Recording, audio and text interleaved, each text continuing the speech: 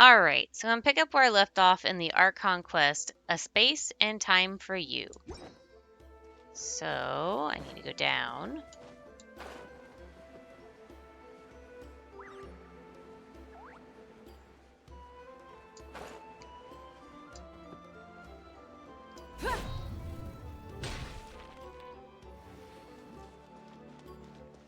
There we go. Hey, Archon! We're back! We ran into quite a big group from the Abyss Order just now. Has something happened at the front? The front line has collapsed. Huh? But how? Did the Abyss Order send reinforcements? Did they deploy some kind of secret weapon? No, relax. Their front line has collapsed, not ours. Oh, feels like you could have phrased that more clearly at the start. But this is good news, right? Why'd you still look so serious? Did we finally launch an attack? Did we unleash the power of Archon's might on them? No, we're still mustering troops, nowhere near ready to go on the offensive. So at first, I was also confused about what exactly happened out there. But just now, I got the full story from a guard who was on the scene. He watched the enemy lines crumble in real time. What did he see? One person. Just a single individual. They stormed the enemy lines and attacked with a vengeance, cutting them down like paper dolls. They wielded an unknown power and fought with a sword style that no one recognized. The guard who relayed this to me said that before he even had time to react, the enemy was decimated. Alright, I got it. I think I know what happened. I'm only recounting what I heard, and I'm sure the guard in question must be exaggerating to some extent. But still, we have to identify this person. And assuming they're a neutral party, we'll need to figure out how to engage with them. Clearly they're a force to be reckoned with, so we don't want to come across as too weak or too hostile. It's quite a diplomatic conundrum. You don't need to sweat it, Eon-san.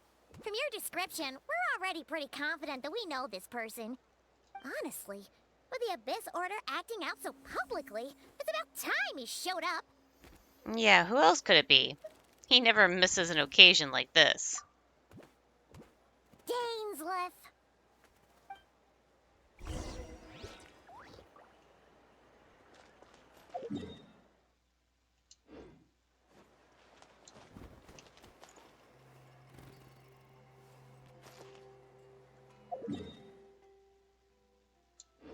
I guess I'll just run along the bridges.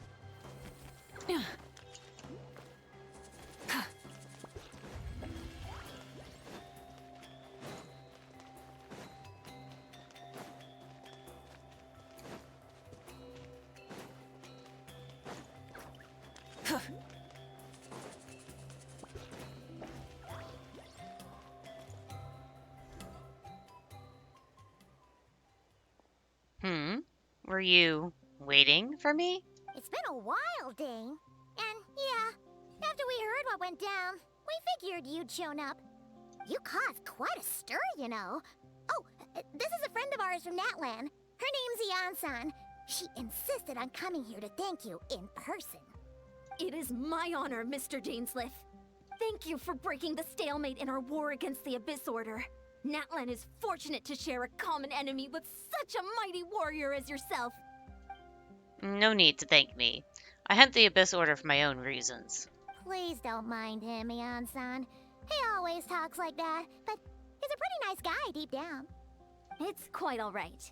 Uezo Janssen respects those of great power. It's quite clear that he meant no offense, and I am still delighted to make his acquaintance. Anyway, since you're old friends, I'll leave you to catch up for now. Take your time. Sure thing. You probably have plenty of other stuff to do anyway, right? Since this war isn't exactly over. See you later, Eon-san!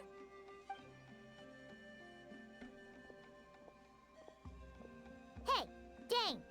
Would it have killed you to be a little more polite? She's our friend. Neon's son, yes?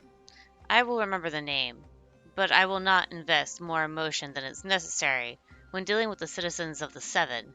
It is a matter of principle for me. Fine, since you helped break the stalemate, we'll let you off the hook. I'll go with this one. Fine, since Eonson wasn't offended, we'll let you off the hook. Ugh, so stubborn. But whatever.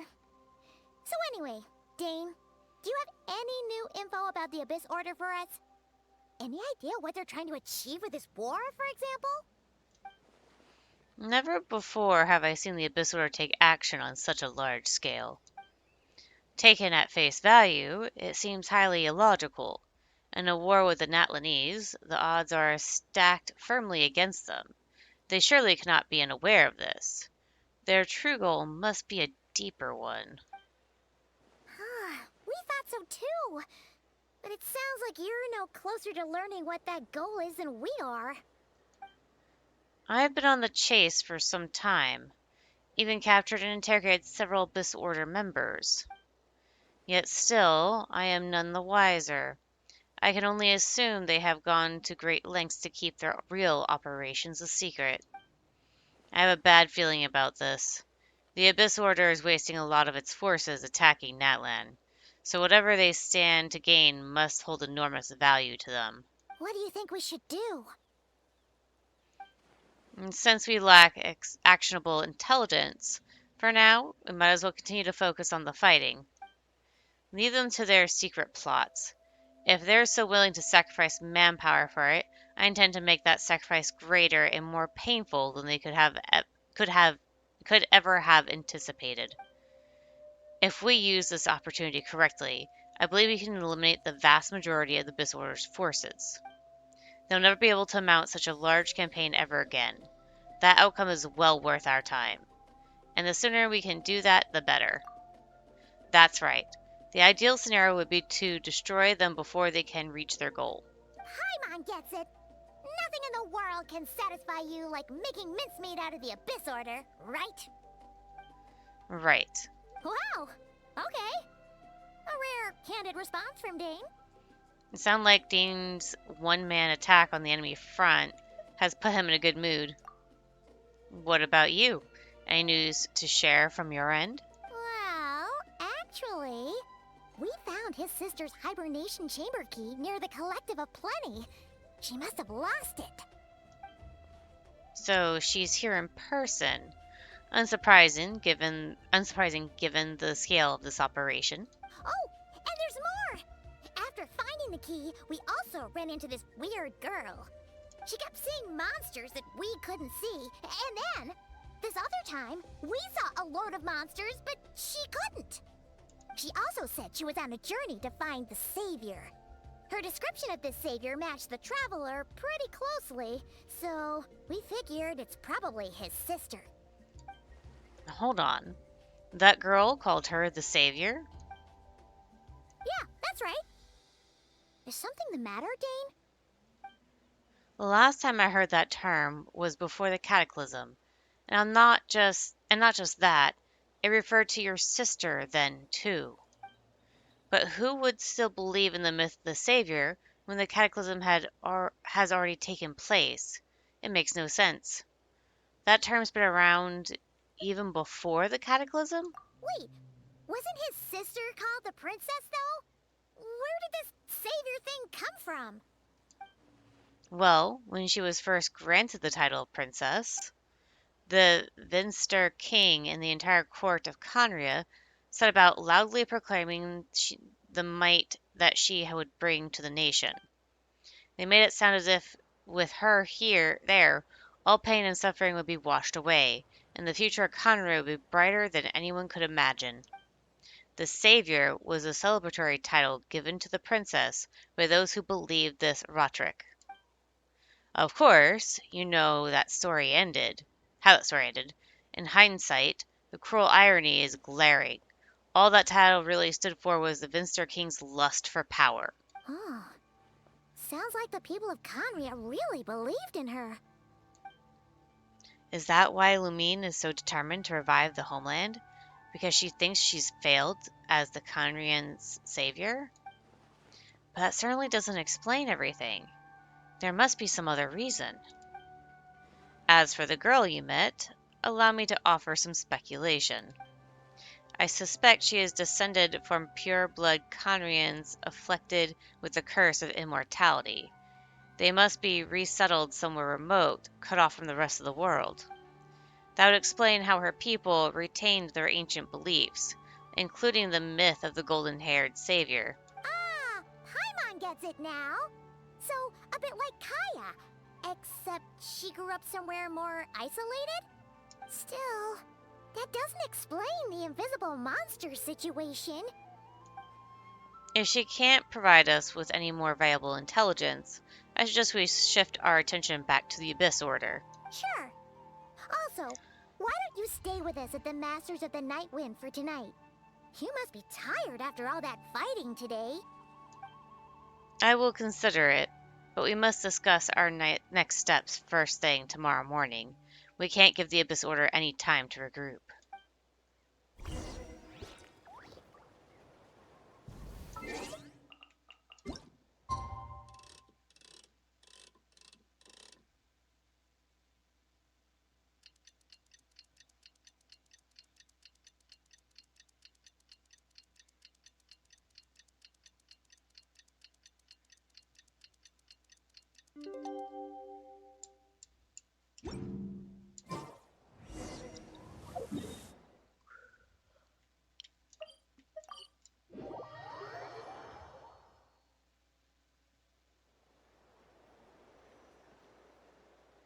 No, we can't give them that much time. Is that Dane and Neon-san discussing strategy together? Huh. Looks like they're getting along just fine.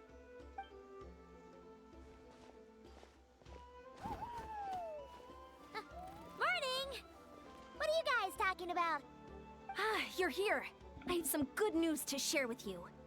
We just got word from the Scions of the Canopy. Their intelligence has reported that they've discovered the Abyss Order's headquarters in Natlan. After their front lines dissolved, the bulk of their forces fell back to that area. It's also where their central command is located. The location? The Cinder City. Really? Cinder City, huh? That tracks. Seems like their kind of place. Hey, this is great! This could be our chance to crush the Abyss Order once and for all! And with any luck, maybe we'll find your sister there too. Yep, our army is almost ready, and we've sent a message to Malwika to let her know the plan. We can't really launch an operation this big without the okay from the Archon. I beg to differ. This is wasting time. You have the intel you need, so act on it.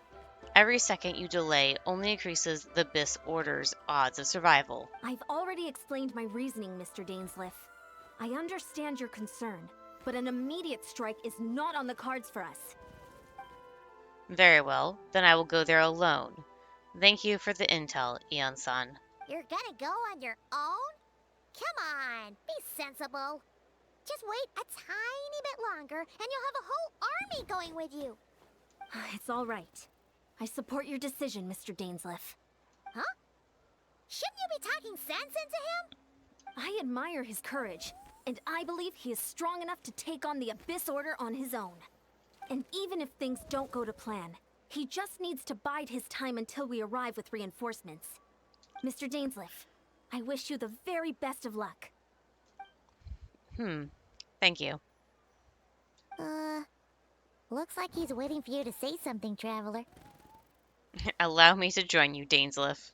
Oh, for a second there, Paimon actually thought he was gonna brave it alone. And then he called his own bluff.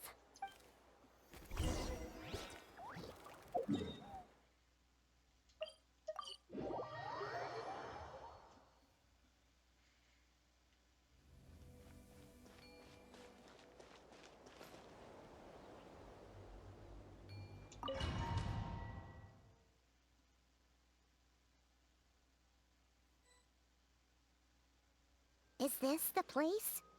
The Abyss Order's hideout in Natlan? In all these years, the Abyss Order has managed to either stay hidden or fiercely defend their position. This may be the first chance I've ever had to finally make a serious dent in their forces. Which reminds me, once the fighting starts, I can't promise I'll be able to have your back at a moment's notice. But if you run into any Abyss-powered mechanism, Feel free to leave them to me. I'll take care of them when I can. It's been so long since we fought with Dains side by side. Paimon's confident we can clear this place out long before Eon-san arrives. And if you get to meet your sister again, even better. Let's go! In this battle, Dainsleif will show you the might of the Twilight Sword. Summon him to clear out the obstructions that bar your path. Oh! Oh! We get to use him! The swordsmanship Dainsleif has mastered as the Conrian Court Grand Captain allows him to easily espay the weaknesses in opposing elemental wards. His long war against the Abyss has made him highly cognizant of their weaknesses, allowing him to also destroy their void wards.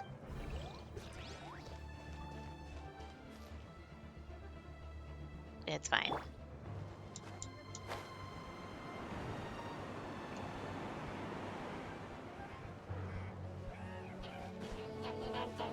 Get to work!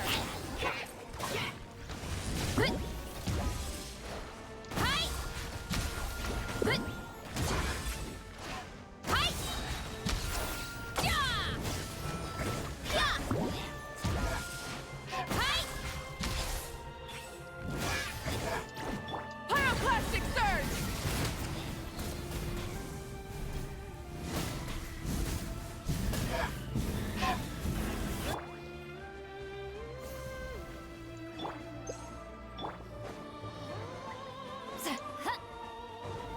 Oh, I had a heal thing I could have picked up. Oh, he's doing it. Okay. Show no mercy! You two! Time to Oh, I didn't actually get to play as him! That! Ah! Fuck you! Fuck you!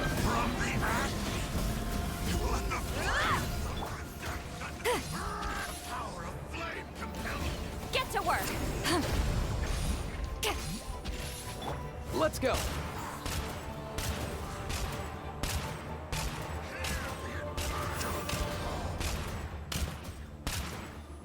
Come here, you little rascal. Eat Lolling! Eat Papa! Get him! Show no mercy! This is a very different battle from the one we fought with Eon-san. No one's backing down. They're fighting back with... Light of the blazing sun! Hear the truth. Full throttle! My holy proclamation. The power. Incinerate! Ugh. Get to work! Fulfill our pact! Pyroclastic surge! Shall endure.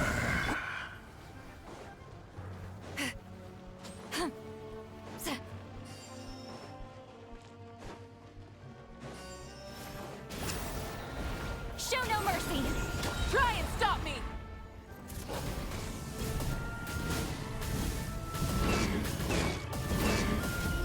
Ugh. You two! Time to end them! Get to work! Up and away!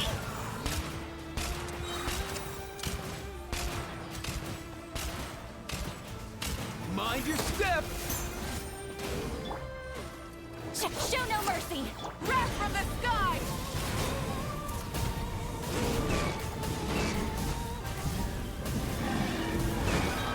Incinerate!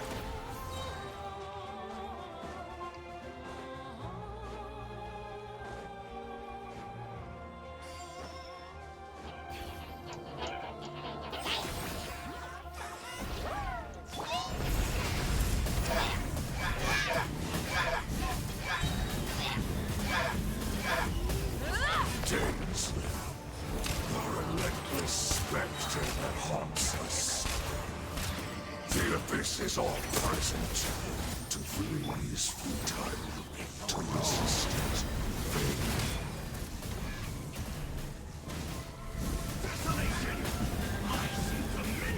Incinerate! Suffer the wrath of Eastleigh! Get to work! Why me?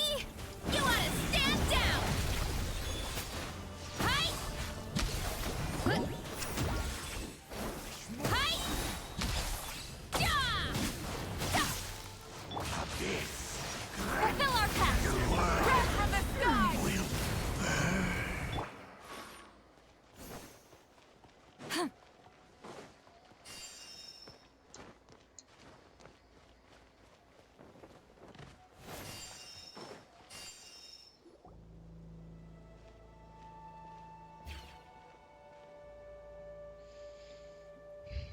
Twilight Sword Dains. Is this really what you want? It is indeed. I will take every opportunity to hunt you down to the last man. So, where's the Traveler's sister then? Or is this guy supposed to be in charge here? So, this is a hunt to you. I must say I pity you, Dainslith. The death you dole out so readily to others is a luxury you yourself cannot enjoy. But today, that is the least of your worries. Do you realize that all your years of pursuing us are being rendered utterly meaningless, even as we speak? Your riddles tire me. The overwhelming advantage is ours, at least for the moment. You know what that means for you. I like to see what makes you believe you've already won, or that you can still turn the tide of this war. Then allow me to be frank. As far as we are concerned, our princess has already won by other means. And I do not merely mean this battle. No. Her Highness has achieved something far greater. The thing in the Night Kingdom. For today, the Abyss Order's greatest wish has finally been fulfilled. The Abyss Order's greatest wish? Does that mean... Our Highness quietly infiltrated the Night Kingdom to exploit that realm's past experience with ley line reconstruction. And then used the Loom of Fate to reweave the ley lines of Conria. What?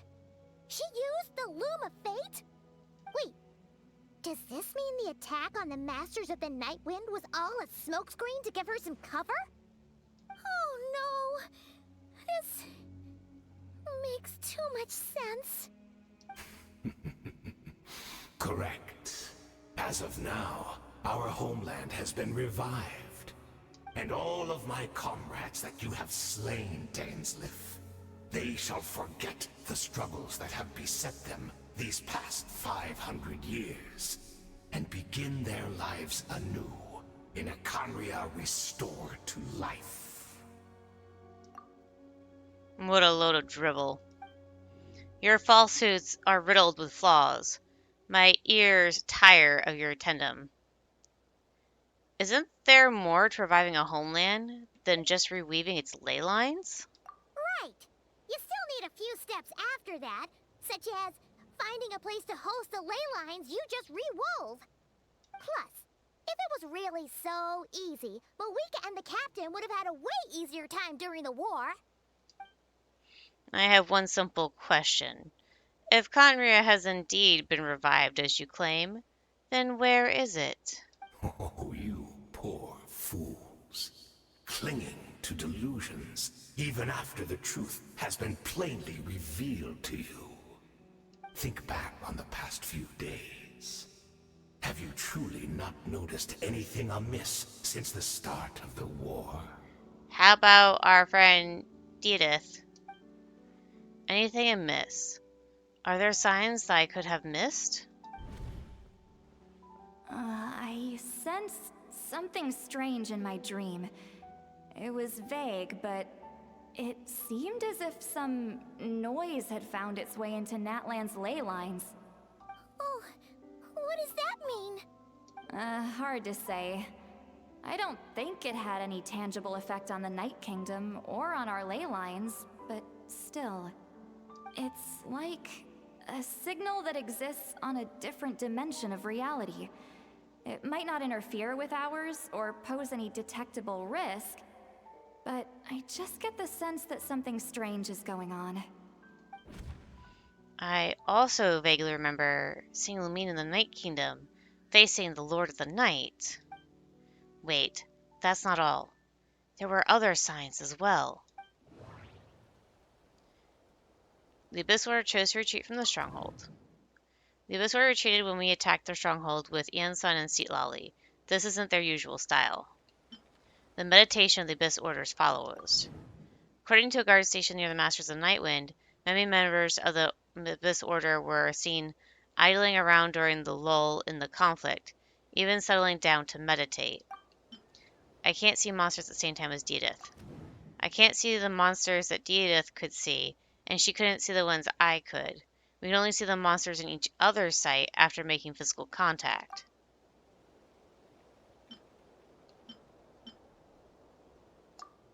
Wait, could they have been doing that to help the Loom of Fate weave new ley lines? But still, that's just a theory, and it doesn't tell me anything about whether they succeeded. Assuming he is right, then another possibility arises. Maybe I'm in a different time and space from Deedith, and she is Conrian like Dains suspects.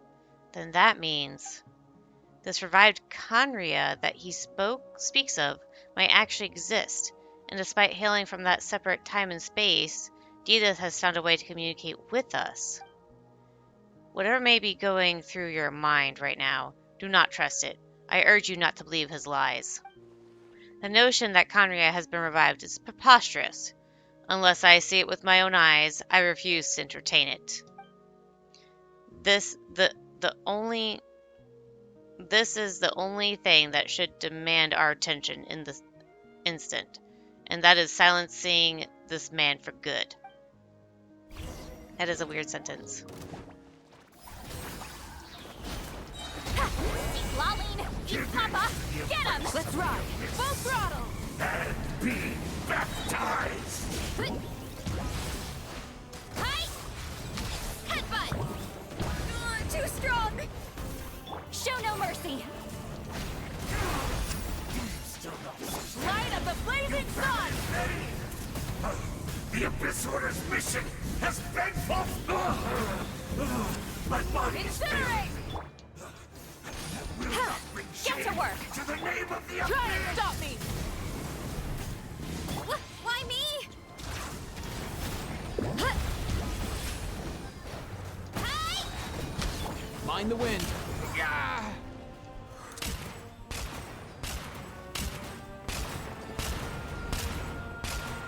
Mind your step. Suffer the wrath of Eastleigh! Get up! Show no mercy! Let's ride! Wrath from the sky! The Abyss Order's mission has been fulfilled! Full throttle! That should be all of them, right? So, we've destroyed the Abyss Order's headquarters in Natlan, but somehow, that didn't feel satisfying at all. Are you still thinking about what that guy said?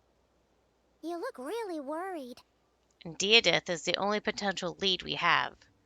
I think we should at least talk to her about all this. I understand. You think she might be from the revived Conria, yes? I have said my piece. I doubt Conria could be revived so easily, but if it will give you some peace of mind, you should talk to her and test your theory. I will stay here and do some post-battle cleanup. Perhaps there are some clues left to be found.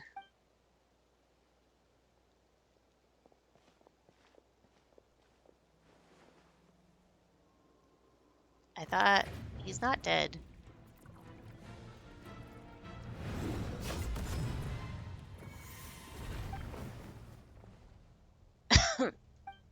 I thought your voice and attitude seemed familiar. My mistake. I should have made sure you were dead earlier. The curse of immortality has struck you too, then, Hayden. 500 years on, and you still refuse to address me as master. Don't forget, Dainslith. You may be the renowned Twilight Sword, while my arm has grown too feeble to swing a blade. But I taught you everything you know about wielding a blade. Tuh, your arrogance and malice cost you all of my respect long ago. Be that as it may, under the circumstances, I see no further reason for us to fight. The curse of immortality means neither of us has a way to completely destroy the other. Speak for yourself. I intend to kill you 100 times over.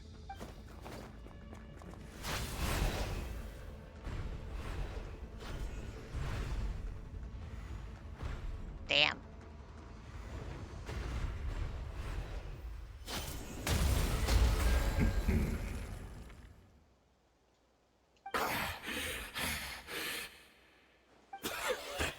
Have you finally had enough? You weren't joking then, huh?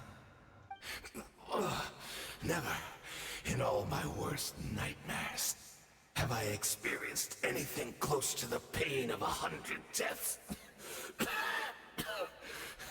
Surely, there's no point taking out all your hatred on me alone. That was just for your actions in the Abyss Order. If I took into account what you did in Conria, you'd soon find out how much darker my nightmares can become. All right, I believe you. Still, aren't you at least a little tired now? Why don't we sit down, perhaps? Chat a little. Hmm? What? Not a fan of reminiscing about old times? Well, I suppose you don't have many fond memories to look back on. I never thought you'd side with the Abyss Order, Hayden. You could have easily blamed the princess for her betrayal. Indeed. When the cataclysm first struck, everyone prayed for the Savior to deliver them. But she was nowhere to be found.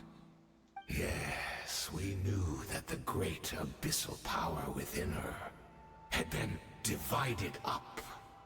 Yet we still despaired at her choice to leave us.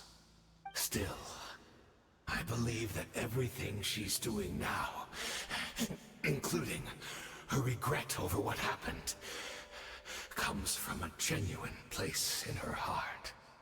And besides, who else can we place our faith in? We are proud Conrians, are we not?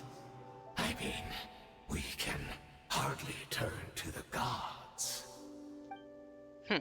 I suppose you could have changed a lot over the past 500 years.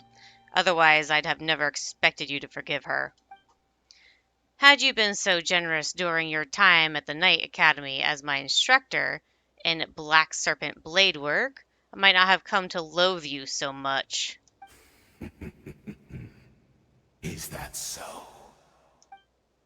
All my good deeds were clearly in the spirit of the Academy's code of chivalry, yet I received corporal punishment for being restless and brash. And as much as it pains me to bring up his name, even my co-student, Sertologi, was persecuted for following the spirit of knighthood. He even lost limbs over it. There's little point discussing it now, of course, but all of this was your doing, wasn't it, Hayden? You wore a mask of benevolence as you viciously suppressed the next generation of knights, all to bolster your own position and reputation. What, too cowardly to admit it? Oh, I'm sorry, Dainslith. I would apologize to you for those actions, truly. But the fact is, I honestly can't remember them anymore. Look at me. Look at what has become of me. Only by the Abyss's grace have I managed to maintain this physical form. But as for the rest, memories, spirit, emotions, personality, they have long become eroded, fragmented beyond recognition. Even if mine was a past steeped in sin or in shame I once longed to hide, I would wish to remember it. Without my history, I fear I will become another person entirely. I would like to apologize for any misdeeds that are mine. So please, tell me everything. Tell me about the Khaenri'ah we once called home. No wonder your personality struck me as different. Memories are indeed a crucial part of a person's identity. So, the Khaenri'ah we once called home.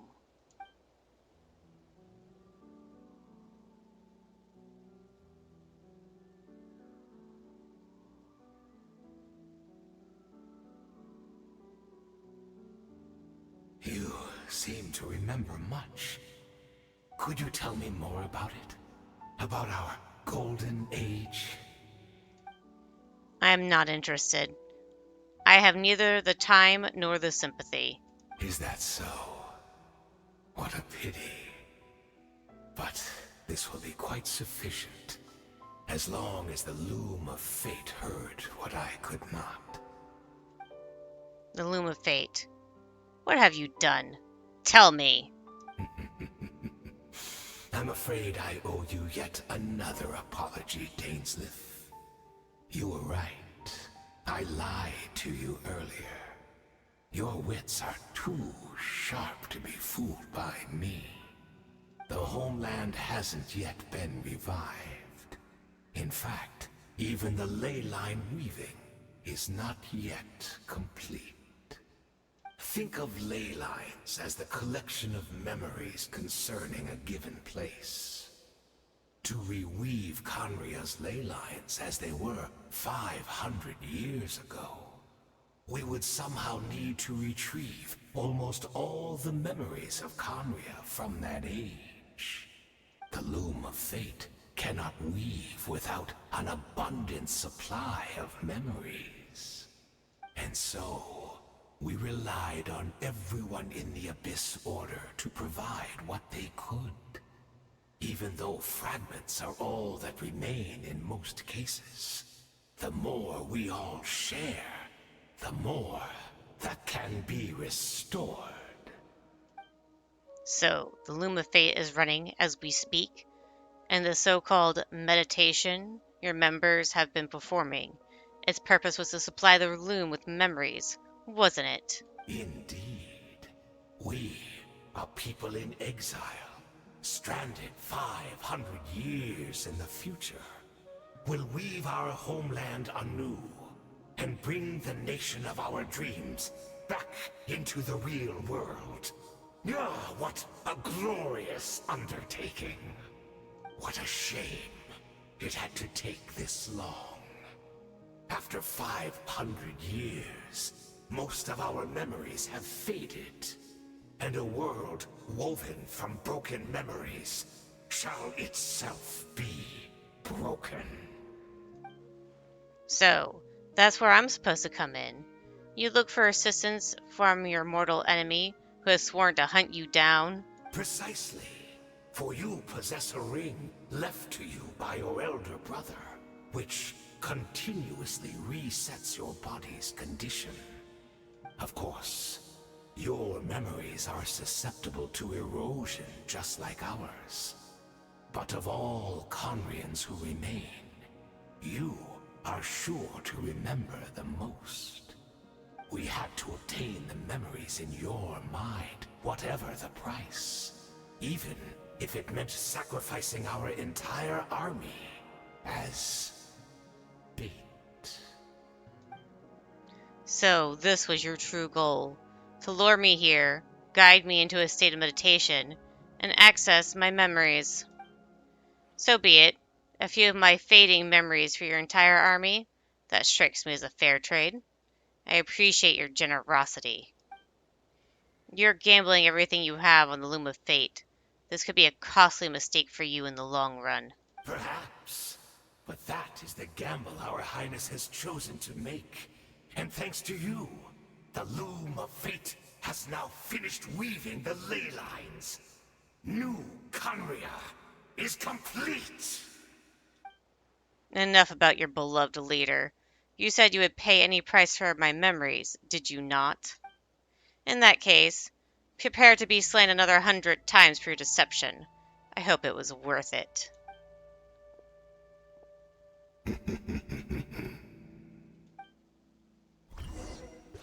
Damn.